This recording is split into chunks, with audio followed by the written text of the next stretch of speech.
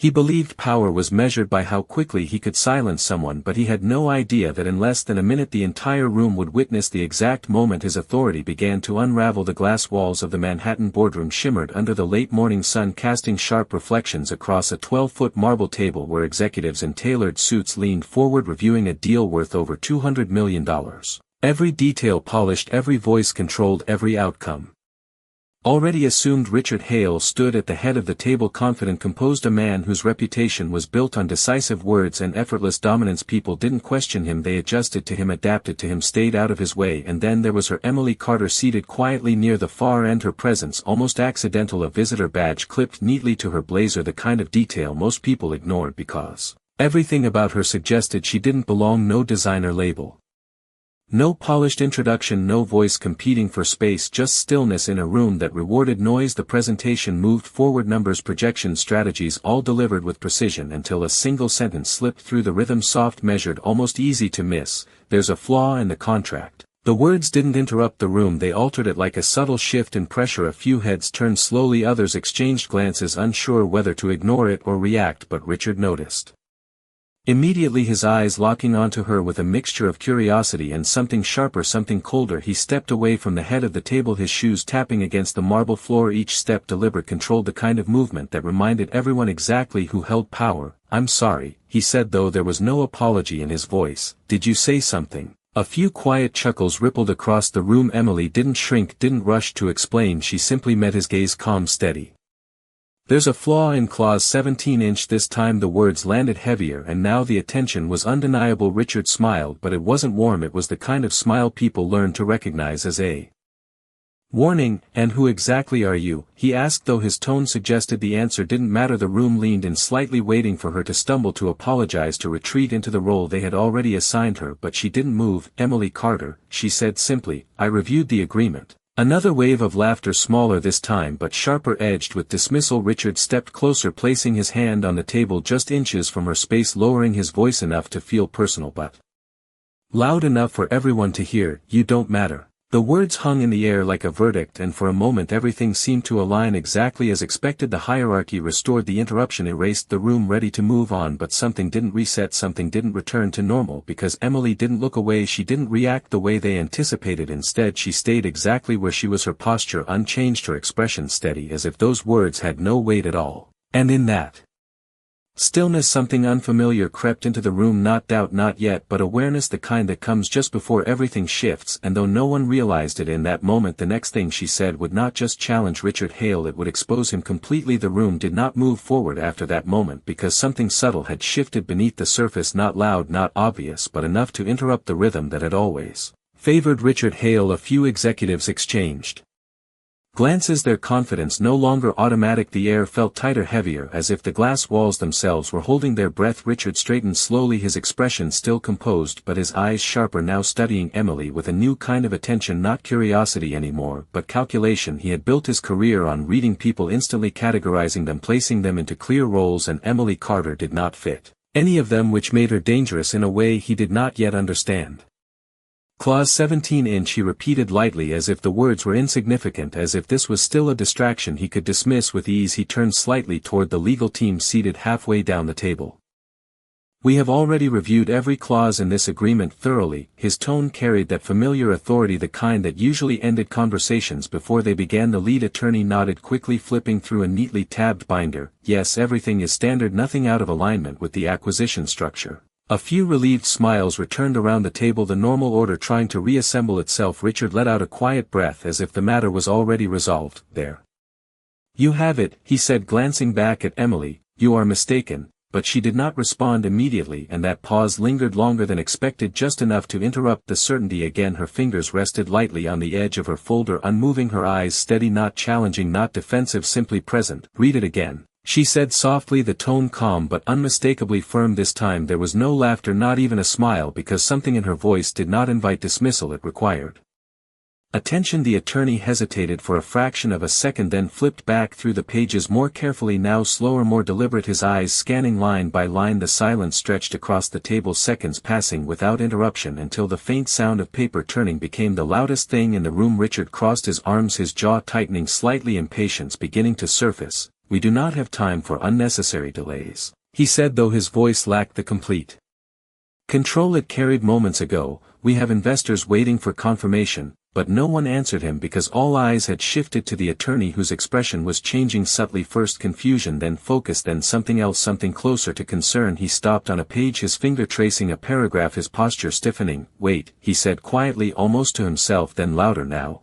there is a conditional authority clause here. A murmur moved through the room like a ripple across still water. Richard uncrossed his arms, stepping forward. What are you talking about? The attorney swallowed once, his voice tightening as he read aloud. All executive decisions regarding this acquisition require final approval from the controlling stakeholder identified under subsection B. The words landed slowly, each one heavier than the last. Richard frowned. That is standard language, he replied quickly, but the attorney shook his head, still reading. The controlling stakeholder is not listed under the primary entity, it is assigned to a secondary signatory. The room went completely still now, no shifting, no whispers, just silence as the weight of that sentence settled and Richard's expression hardened. And who is that? He asked, though something in his voice suggested he was no longer asking from a position of control. The attorney looked up, his eyes meeting Emily's for just a brief second before returning to the page, his lips parting as if the name itself carried consequence, and in that suspended moment before he spoke, Emily finally closed her folder, the sound quiet but unmistakable, and for the first time since she entered that room Richard Hale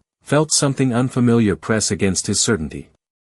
The realization that this was no longer his room to command the name did not come out immediately, and that hesitation alone was enough to fracture whatever authority Richard believed he still held. The attorney's lips parted, but no sound followed, at first his eyes flicking once more toward Emily as if confirming something unspoken, as if asking permission without realizing it, and that was when the room understood this was no longer a simple clarification, this was a reveal. Richard took another step forward, his voice lower now, edged with impatience that no longer sounded like control. Say it, he demanded, but the command landed differently this time. It did not move the room, it did not accelerate anything, because everything was already moving in a direction he could not stop. The attorney finally inhaled and read the line again, slower this time, each word deliberate. Controlling stakeholder approval required under signatory designation EC Holdings. A pause followed, brief but heavy, then he looked up fully now, his voice quieter. Registered Representative Emily Carter. The silence that followed was not empty, it was dense, filled with realization that spread across the table in small visible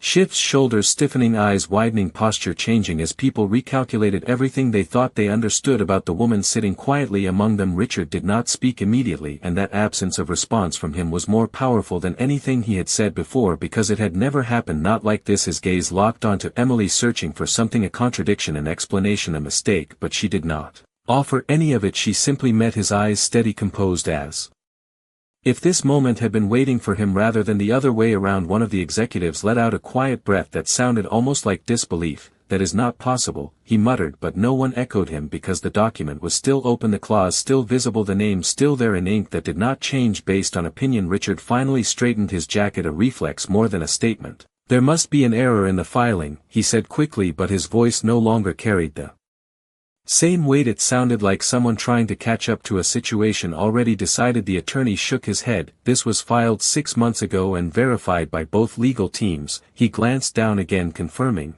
it is binding. A faint murmur spread again, this time not dismissive but uncertain, as if the room itself was adjusting to a new structure of power. Emily finally moved, her hand resting lightly on the closed folder in front of her. There is no error, she said, and her voice did not rise. It did not need to, because now every word reached every corner of the room without resistance. Richard's jaw tightened. You expect us to believe that you control this acquisition? He asked, and there it was, the last attempt to reframe the narrative, not through fact but through disbelief. Emily tilted her head slightly, not defensive, not aggressive, just precise. I do not expect anything, she replied. I ensured it was written clearly. Another silence followed, longer this time, heavier, because there was nothing left to question within the document itself, only within the assumptions that had filled the room before she spoke, and those assumptions were beginning to fall apart one by one. Richard looked around the table, seeking reinforcement, but the faces he found were no longer aligned with him. They were cautious, calculating, already shifting their positions based on the new reality unfolding in front of them, and in that moment he realized something far more unsettling than losing control. He realized he had never actually had it, not over this deal, not over this room, not over her. And as that understanding settled in, Emily rose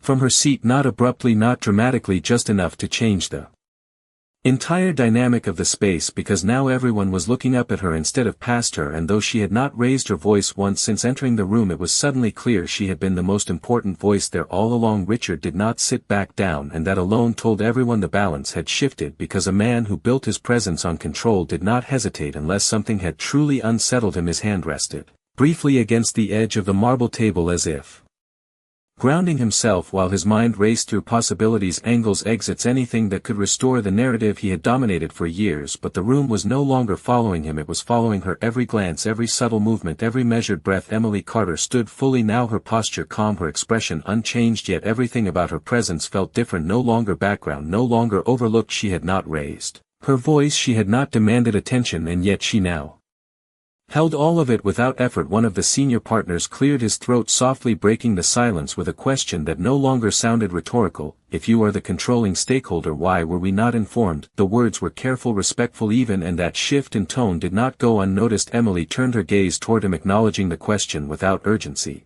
Because disclosure was not required until execution stage, she replied, her voice even, precise, and until a few minutes ago no one here had triggered a breach condition. The implication settled instantly. Several heads turned back toward Richard, not abruptly but enough to signal awareness, enough to connect the sequence of events. The room began to understand that the moment he dismissed her was not just a misstep, it was a violation of protocol defined clearly within the very document he had claimed to master. Richard exhaled slowly, his composure returning in fragments. You are suggesting that a single comment constitutes a breach? He asked, though his tone now carried caution rather than certainty. Emily met his gaze without hesitation. I am not suggesting anything, she said. Clause 17 defines it clearly: any act that undermines the authority of the controlling stakeholder during negotiation constitutes immediate review and suspension of executive privilege. The words were not loud, but they landed with weight because now everyone was listening differently, not for tone but for meaning. The attorney shifted in his seat, confirming quietly,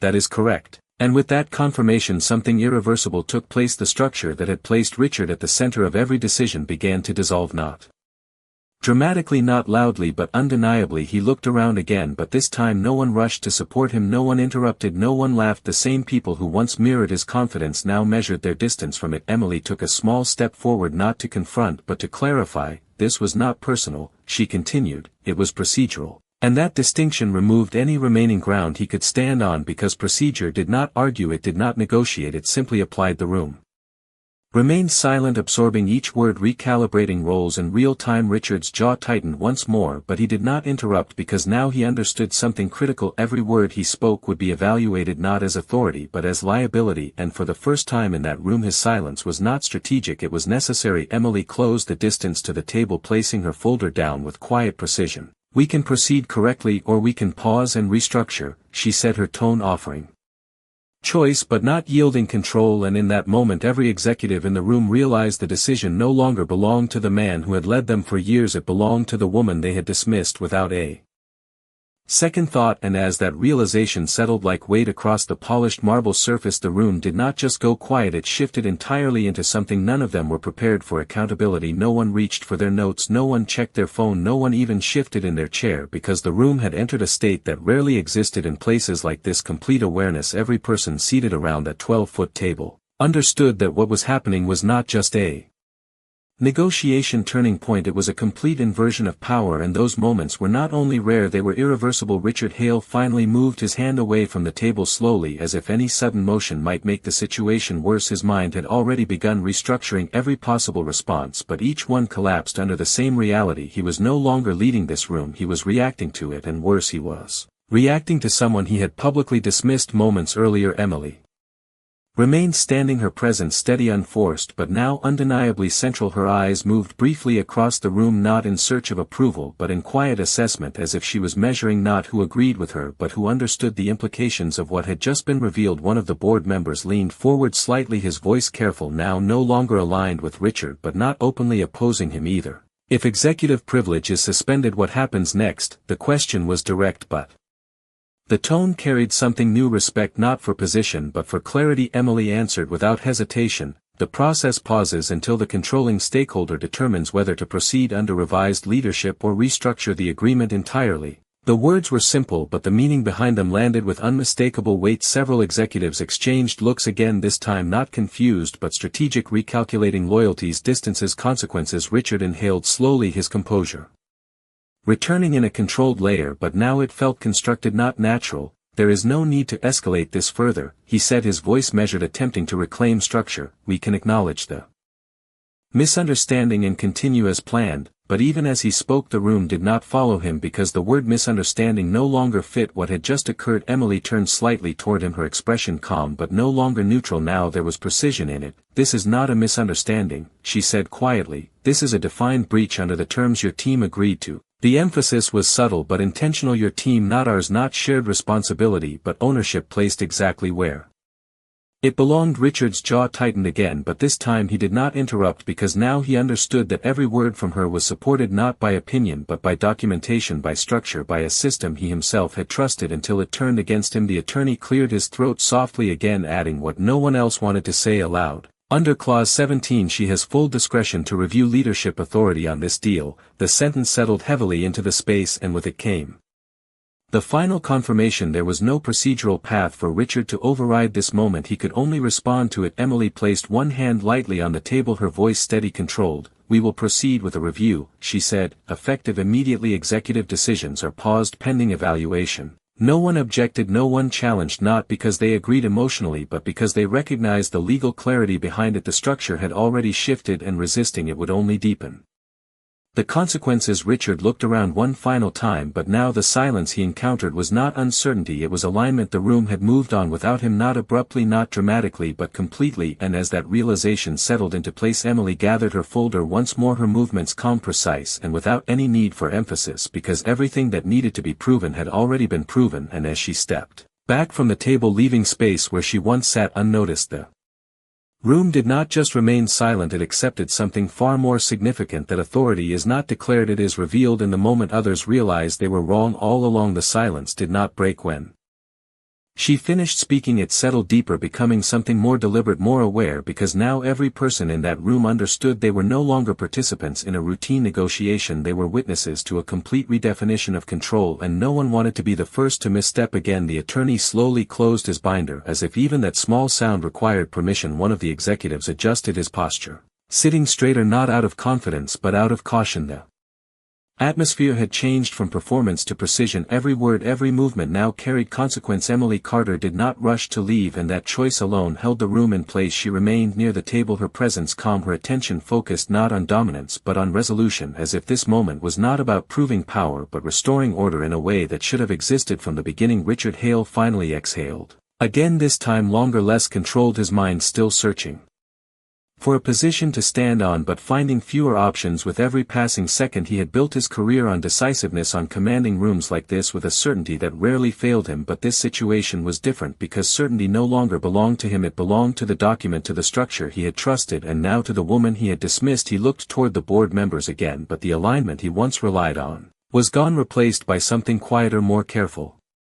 Distance. One of them spoke again, his voice measured. "What does the review process involve?" The question was directed at Emily, not Richard, and that detail did not go unnoticed. Emily answered with the same steady clarity. "We evaluate leadership conduct against contractual expectations and determine whether continuation under current authority aligns with the agreement or introduces risk." She paused briefly, allowing the weight of that statement to settle. "It is not personal, it is structural." The distinction landed firmly because it removed emotion from the equation, leaving only accountability. Richard nodded once slowly, as if acknowledging something he could no longer contest. "And if the review does not support continuation?" he asked, the words controlled but carrying an edge of tension that had not been there before. Emily met his gaze directly. "Then leadership is reassigned for the duration of this agreement." There was no emphasis, no dramatic delivery, just clarity, and that clarity was what made it final. The room absorbed it fully now, no resistance, no denial, just understanding that the framework had already made its decision. The process was simply revealing it. The attorney shifted again quietly, confirming that would be consistent with the clause, and with that confirmation the last layer of uncertainty dissolved. Richard's shoulders straightened slightly, not in dominance but in adjustment, the kind that comes when someone realizes they are no longer at the center of the outcome. "Then we proceed with the review," he said, and though the words sounded composed they carried something new, acknowledgement not of her authority but of the reality she represented. Emily inclined her head slightly. Not as approval but as acceptance of the next step. "The review begins now," she said, and with that simple sentence the room transitioned completely from reaction to process. No applause, no confrontation, no raised voices, just a quiet structured shift into accountability, the kind that does not need to announce itself because its presence is undeniable. And as the executives began gathering their documents, not hurried, not chaotic but deliberate, it became clear that this moment would not be remembered for conflict, it would be remembered for clarity, the moment when assumption met reality and reality did not bend. And in that stillness, as Richard remained standing for a brief second longer than everyone else, he finally understood something that no title, no position had ever forced him to confront before. Respect is not something you demand from a room, it is something a room decides you have already lost. The room did not return to normal after the decision was spoken. It reorganized itself quietly into something far more deliberate. Conversations did not resume the way they usually did. There was no casual exchange, no confident laughter, no one trying to regain the tone that had once defined the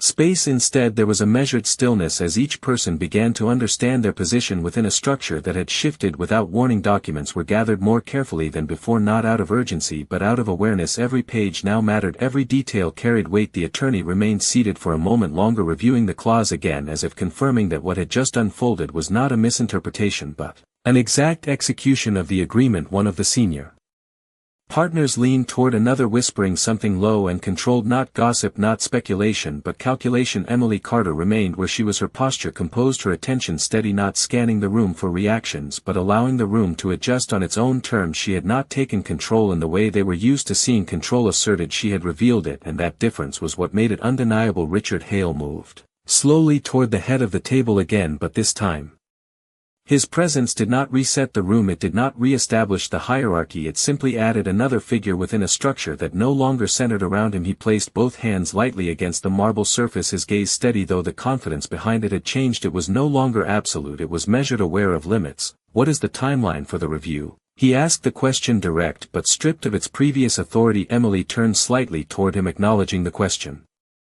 with the same even tone she had maintained throughout. "Initial assessment begins immediately. Full evaluation will be completed within 48 hours, she replied, the precision of her answer leaving no space for negotiation. One of the executives nodded slowly, already adjusting expectations, and during that time, he asked carefully, "All executive actions are paused?" Emily confirmed without hesitation. "All decisions must be cleared through controlling stakeholder authority until the review concludes." The words were not emphasized but they carried the kind of finality that did not require repetition. Richard exhaled once more, his posture shifting subtly, not in defeat but in adaptation, the kind that comes when someone realizes resistance is no longer a viable strategy. "Understood," he said, and that single word marked a transition more significant than anything else he had spoken that day because it acknowledged a reality he could no longer reshape. The room absorbed that acknowledgement fully. No one reacted outwardly but the shift was clear. Alignment was no longer with position, it was with structure. Emily took a small step back, giving space not as retreat but as control exercised without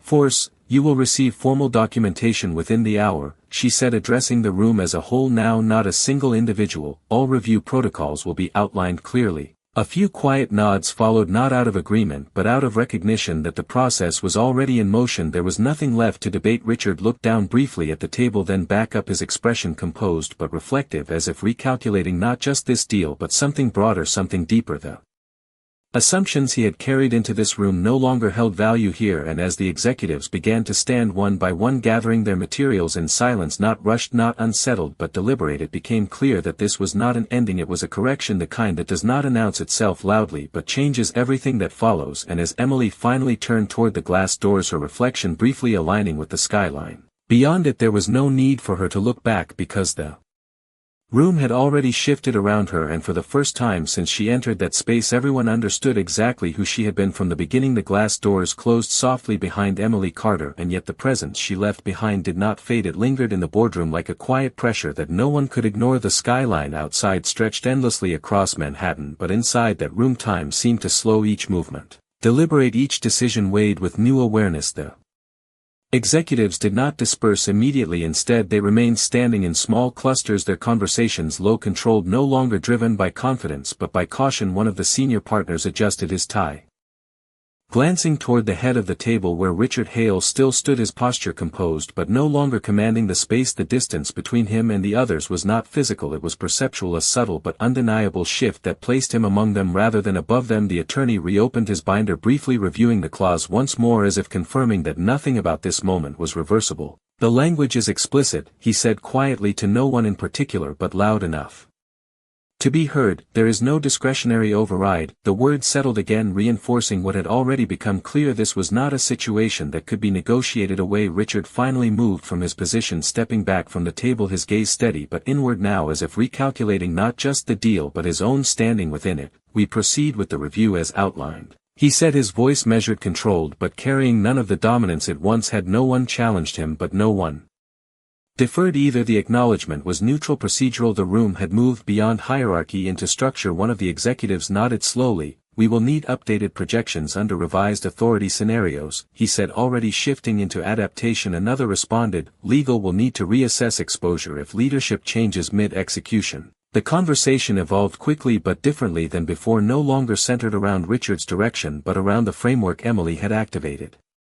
The process was no longer about persuasion, it was about compliance, and that distinction changed everything. Richard listened without interrupting, absorbing each adjustment, each recalibration, understanding now that control did not return simply because he remained present. It had to be rebuilt, and in this moment it had been removed completely. One of the younger associates glanced toward the door where Emily had exited, then back to the table, his expression thoughtful, as if trying to reconcile the image he had formed minutes ago with the reality that now defined the room. "Did anyone know?" he asked quietly. The question hung briefly unanswered before the senior partner responded. "We knew what we were told," he said, "and we assumed the rest." The honesty in that statement carried more weight than any defense could have. The room absorbed it fully because it revealed something deeper than a procedural oversight. It revealed a collective failure to question what appeared simple. Richard's gaze shifted toward the glass wall, his reflection faint against the city beyond, and for a brief moment he saw not the authority he had relied on but the gap between perception and reality that had just been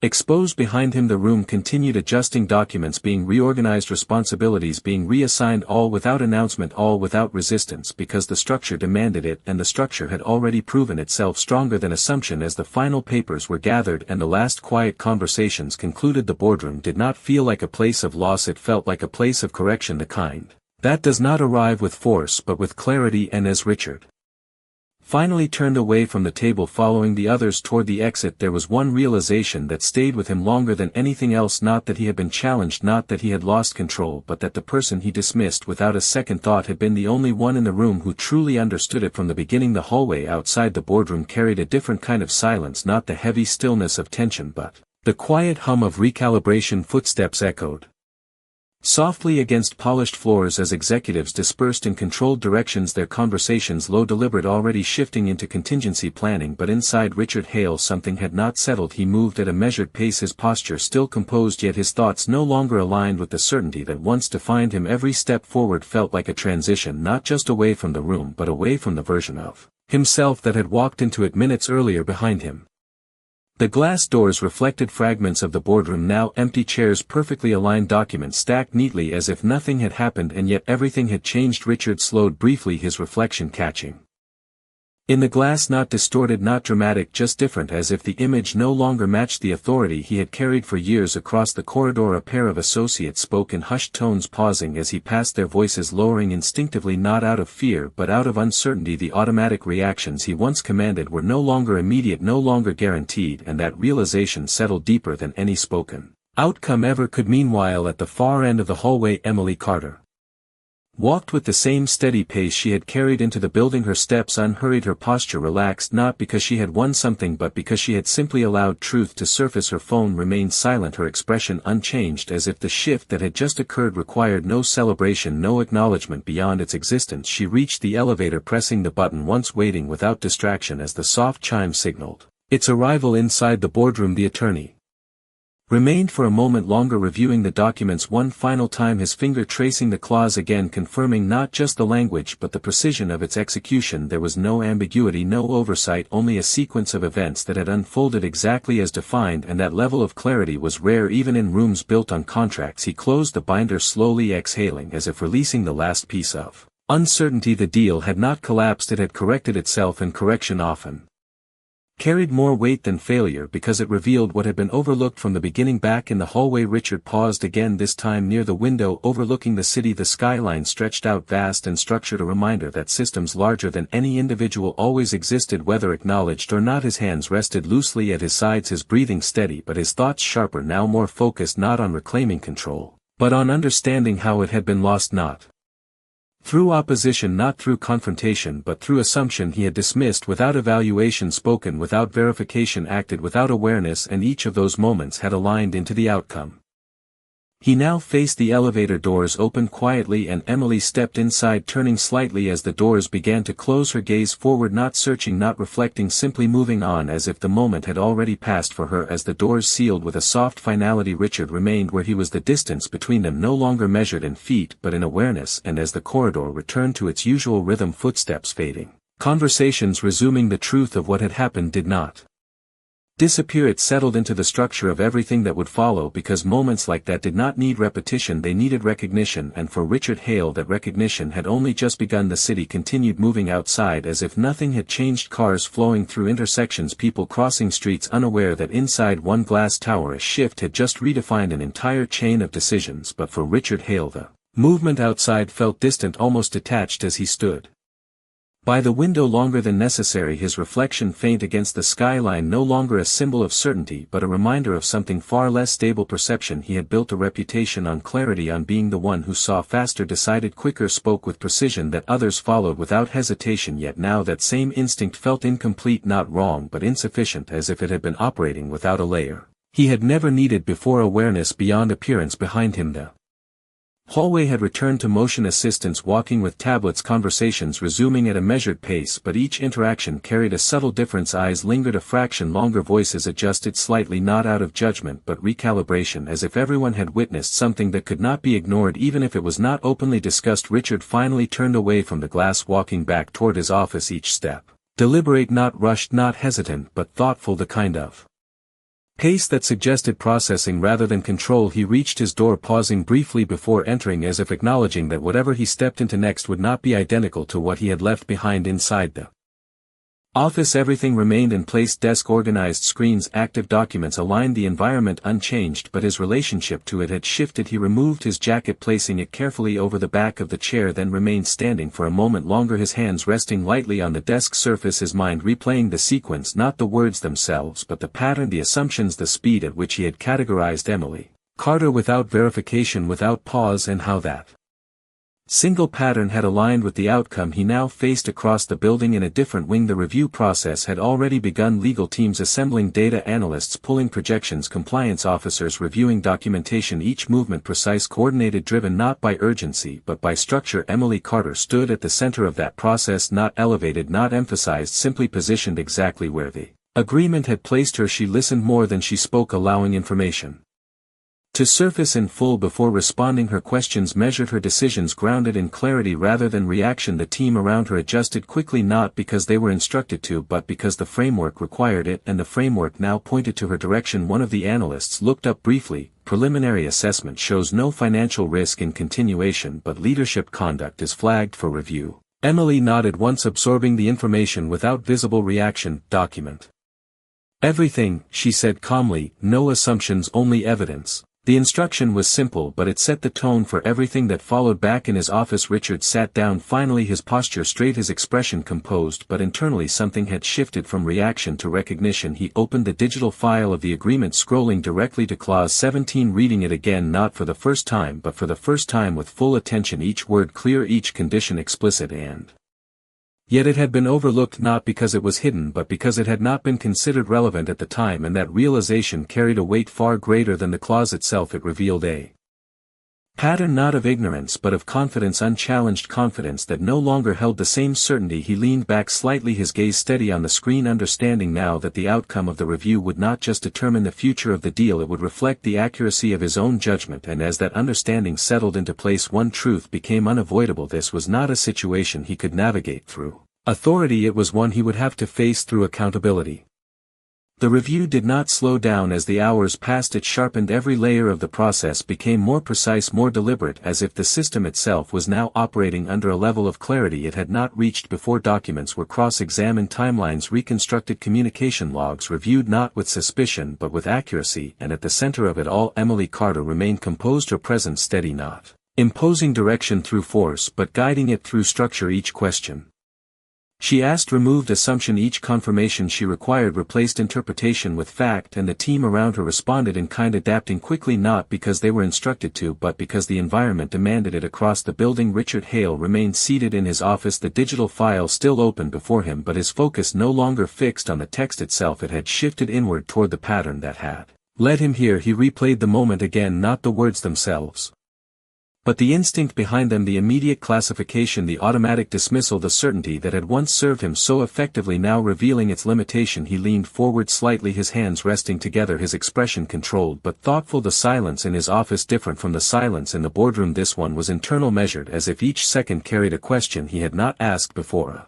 notification appeared on his screen, the first formal update from the review team, concise, structured, unemotional. He opened it immediately, his eyes scanning the summary findings. Leadership conduct flagged for procedural inconsistency, communication protocol deviation confirmed, no financial risk identified, operational continuity viable under revised authority framework. He read the lines again, slower this time, absorbing not just the content but the implication. The deal itself was stable, the system remained intact, but his role within it was no longer guaranteed. The distinction was clear, the structure did not need him to function, it required alignment to continue, and alignment was now under evaluation. Across the hall in the review room one of the senior analysts looked up from her screen, addressing Emily with quiet precision. We have completed initial conduct mapping. The deviation point is isolated to the boardroom exchange. There are no prior incidents recorded within this agreement cycle. Emily nodded once, acknowledging the clarity of the data. Document that distinction clearly, she replied. This is a defined moment, not a pattern. The nuance in her response did not go unnoticed. It separated behavior from identity. It framed the situation not as a collapse but as a correction, and that distinction carried weight within the evaluation process. Another member of the team added, stakeholder confidence metrics remain stable, projections indicate no disruption if leadership is reassigned temporarily. Emily considered the information briefly, then spoke with the same measured tone. Prepare both scenarios, continuation under revised conduct and temporary reassignment. Both must be fully supported by evidence. There was no urgency in her voice, only precision, the kind that ensured every outcome would be grounded in clarity rather than reaction. Back in his office Richard leaned back slowly, his gaze shifting from the screen to the skyline beyond his window, the city still moving unchanged, unaware that within one agreement, within one room, a recalibration had taken place that would define the next phase of his career. He understood now that the review was not simply about consequence, it was about accuracy, about whether his judgment aligned with the structure he had committed to uphold. And as that realization settled deeper, he recognized something that had never been required of him before, the need to be evaluated not by position, not by reputation, but by the very standard he had once assumed he controlled. And in that quiet space where certainty no longer dictated outcome, one truth became clear: the result of this review would not be determined by what he said next but by what he had already revealed. The final phase of the review did not arrive with urgency, it arrived with precision. Every detail aligned, every variable accounted for. The process had moved beyond investigation into resolution, and within that transition there was no room left for assumption, only clarity. The review room remained quiet, screens illuminated with structured data, timelines finalized, conclusions cross-referenced, and at the center of it all Emily Carter stood, reviewing the final report, her expression unchanged, her focus absolute. She did not rush the moment, she allowed it to complete itself fully before speaking. One of the senior analysts broke the silence first. All findings are consistent, the deviation is confirmed, isolated and fully documented, no additional discrepancies identified. Another added, operational stability remains intact under both continuation and reassignment scenarios. Stakeholder confidence remains within acceptable range. The information was not surprising, it was expected because the process had been executed without deviation. Emily nodded once, acknowledging the conclusion not as a victory but as a confirmation. Then we finalize the determination, she said, her voice calm, steady. The weight of the moment carried not in volume but in Certainty. The room shifted slightly, not in tension but in awareness. This was the point where structure became decision. Across the building Richard Hale remained seated in his office, the final notification appearing on his screen. He did not open it immediately. Instead he sat still for a brief moment, as if recognizing that whatever followed would not be something he could influence, only something he would receive. He inhaled slowly, then opened the report, his eyes scanning the text with full attention. This time no assumption, no speed, only precision. The words were clear: leadership conduct deviated from contractual expectations, executive authority subject to conditional reassignment pending stakeholder discretion, continuation permissible under defined compliance conditions. The conclusion was not absolute, it was structured. It did not remove him, it redefined him, and that distinction carried more weight than a simple outcome. He leaned back slightly, his gaze steady as he absorbed the implications. The system had not rejected him, it had corrected him, and now it required alignment, not reaction. Back in the review room, Emily closed the final document, placing it carefully on the table. Her decision, already formed not from impulse but from evaluation, executive authority will continue under revised compliance conditions, she said, her tone even controlled. All future actions will require direct alignment with contractual standards, no deviation will be permitted. The room remained silent for a moment, then a quiet acknowledgement followed, not relief, not resistance, but acceptance. The decision was balanced, precise, it maintained continuity while enforcing accountability, and that was the purpose of the structure from the beginning. Emily turned slightly toward the window, the city beyond unchanged, the movement constant, the scale of it a reminder that systems larger than any individual always endure. She did not reflect on what had happened, she simply recognized it as part of a process that had now reached completion. Across the hall Richard closed the report slowly, his posture composed, his expression steady, but something within him had shifted, not broken, not diminished, but recalibrated. The certainty he once carried had been replaced with something quieter, something more aware. He stood up, adjusting his jacket once more, but this time the motion was not about presentation, it was about readiness to move forward within a framework he now fully understood. And as he stepped toward the door, pausing briefly before opening it, one realization remained clear: not that he had been challenged, not that he had nearly lost control, but that control itself had never been what defined the outcome, only alignment did. And for the first time that truth was no longer something he assumed, it was something he had experienced. The next morning did not arrive with headlines or announcements, it arrived quietly, the way most defining moments do, unnoticed by the world yet unmistakable to those who had lived through them. The glass tower stood the same, the city moved with the same rhythm, but inside the structure something had settled into place, not tension, not uncertainty, but clarity, the kind that does not need to prove itself because it has already been recognized. Richard Hale entered the boardroom again, his steps measured, his posture composed but different, not diminished, not hesitant, simply aware. The same 12-foot marble table reflected the morning light, the same seats filled with executives, the same screens prepared for continuation, and yet the atmosphere carried a subtle shift, not dramatic, not visible at first glance, but present in the way people held their attention, in the way they listened before speaking, in the way silence was no longer empty but intentional. Emily Carter was already there, seated calmly at the far end, no longer overlooked, no longer mistaken for background. Her presence now understood, not through introduction but through experience. No one questioned why she was there, no one needed to. The structure had already answered that question for them. Richard paused briefly before taking his seat, not at the head of the table but along its side, a choice small in motion yet significant in meaning. It was not a concession, it was alignment. The meeting began without ceremony, no raised voices, no unnecessary statements, just process, clear, direct, structured. An executive began outlining updated projections, another followed with compliance adjustments, each contribution measured, grounded in the revised framework, and throughout it all Emily listened, her attention steady, her responses precise, not dominating the conversation but guiding it through clarity. At one point a question arose regarding a potential risk scenario. The room turned instinctively toward Richard, waiting for the response he would have given without hesitation before this moment, but now there was a pause, not out of uncertainty but out of consideration. He spoke after that pause, his voice controlled but different. We evaluated against the agreement first,